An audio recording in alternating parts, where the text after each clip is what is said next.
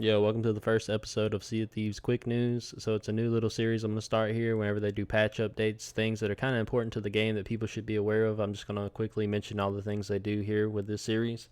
So recently, May 13th, they had a podcast and also some patch notes come out recently. I'm going to go ahead and link both of those in the description below if you want to watch for yourselves so you can get a fuller understanding of everything. This is just a brief, quick summary. But anyway, I'm going to go ahead and hop straight into it for you guys so I don't waste your time. Alright, one of the first things that's new is they changed the merchant commodity missions again. They now made it where you can buy a lot more of the commodities, but as you see, the prices have been drastically cut and reduced. So it's good because you can get the accommodations done quicker, but it's also bad because now not only are they dirt cheap, but from what I understand from people who I've seen in comment sections about this update so far, apparently they don't sell for anywhere near as much as they did. So the gold that you make off of them, I think it's still decent-ish, but it's nowhere near what it used to be. No more 100k, 200k per hour. It's pretty rough, so I mean, a rip to the Merchant Alliance there for that one. Alright, next thing to talk about will be the new Emissary Ledger rewards. So if you go in your pirate log, go to Reputation, you can check with each group and see where your Emissary Ledger positioning is. So new rewards have been added finally, and the dev said going forward every season they're going to add a new set of rewards for every group. So based on that, that just means that every month the leaderboards reset, and that gives you a chance to go ahead and get in the top tier. That way you can unlock all the cosmetics. So with this, basically you have to fly an emissary flag, and it's based on how much loot you turn in to gain ledger position, which is just determined through gold made that month. So if you fly like a merchant flag, for instance, get that up to like grade 5, and you turn in a bunch of crates that month, you do that a couple times within that month, you'll have a pretty high position. As you can see right now, there's my position from the little bit I've done this month. I still need to get a couple more, as you see right there, to get to the very top. I need to make 469k at least, so I can get in the top ledger rewards. That way I can unlock everything. Because whatever position you're in, you unlock that reward plus everything below it, and there's 4 tiers in there for you to unlock. Typically the first set is going to be nothing. The second set of rewards for anyone in that class will be just titles. The third set is usually some form of cosmetics, and the fourth set is also more cosmetics. So you always want to aim to be at the very top of each emissary for that month. That way you can unlock everything. If you haven't ever done it before, then you'll unlock the older items first, and then that'll be followed by you unlocking the newer items in the next month. Right now there's only 2 different sets of items, as the rewards have only reset once, so it'd be pretty easy for you to get them. At the same time, they're a little competitive right now, so you'd have to grind a good bit, so just be careful with that, but I think it's easily achievable. Alright, next, easily one of the biggest parts of this update that's not being talked about enough is we're finally back at 6 ships per server. The other day I was fighting on an alliance server that I joined in on, so I can confirm it is back to 6 ships, no longer a player count cap or anything like that. You can have a max of 24 people on a server again. And that 6 ship thing is nice. I missed it. Even if it does make the game a little buggier, it always makes for a lot more fun. But anyway, in the video below that I linked, the devs talked about the reason the ship count's stuck at 6 and it hasn't gone any higher yet. They don't want to add any more ships besides 6, and 6 is going to be our cap probably for the next year or so.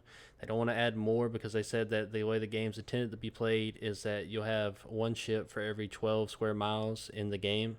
12 square miles is just what I circled on that map there, as each little block is supposed to represent a square mile. And so basically it makes sense. The world feels pretty full when you have 6 ships on a server. I know the game can feel dead a lot of times, but they said until they're able to add further expansions that they're going to keep the cap at 6, because until the map's bigger they don't see the need to have more ships roaming around, so it's a non-stop fight fest. Both the map expansion and also adding in more ships for the server won't happen until they switch the game over to like only new gen consoles and PC. The problem that they talk about inside the video itself is that the older Xbox consoles aren't able to handle that kind of load if they had more ships and even more of a map for them to have to process through. So until they upgrade the game, which probably won't be for another year or so because they make a lot of their money, I'm assuming, through the older consoles, it'll be a little bit, but we can stay hopeful. Alright, another piece of interesting news. They had an hour-long podcast, and one of the more interesting pieces is they asked the dev team about things that didn't make it into the game that they wish were in there. And one of the first things that were mentioned were these things called painting canvas.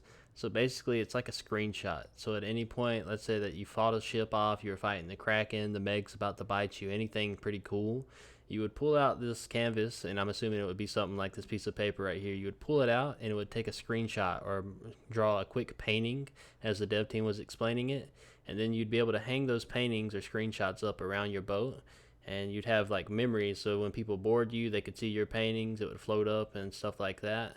And I think it'd be a really interesting idea, especially for this game. It sounds really cool, and I think it'd be something that would be pretty unique. Alright, and for your last piece of news, one of the other really cool ideas that they had inside of that dev update video was talking about an idea that they were playing around with on their test builds for the harpoons. As you see right here, the harpoons, we all know them, we love them. You can hit stuff, you can use it to do turns, you can use it to harpoon boats and keep them within distance. But as far as they were talking in the video about things, they had an idea for the harpoons that you could use them as a tightrope. If you've never seen a tightrope, it simply means you'd be able to jump on there, I'm assuming press F, and you'd be able to walk across that. And from what they were talking about, if you got hit while you were walking across the beam, you'd be knocked off into the ocean, obviously. But I think that could make for some really interesting and more exciting plays, especially because, you know, there's been moments where you harpoon another boat and you can't get on their ladders, but imagine if you were able to just walk on the tightrope and run across and then hop onto their boat from that. Or, for instance, another reason they had a use for it was getting to high places. Let's say that you wanted to use it. You could harpoon somewhere and go for a tuck spot, walk up that harpoon.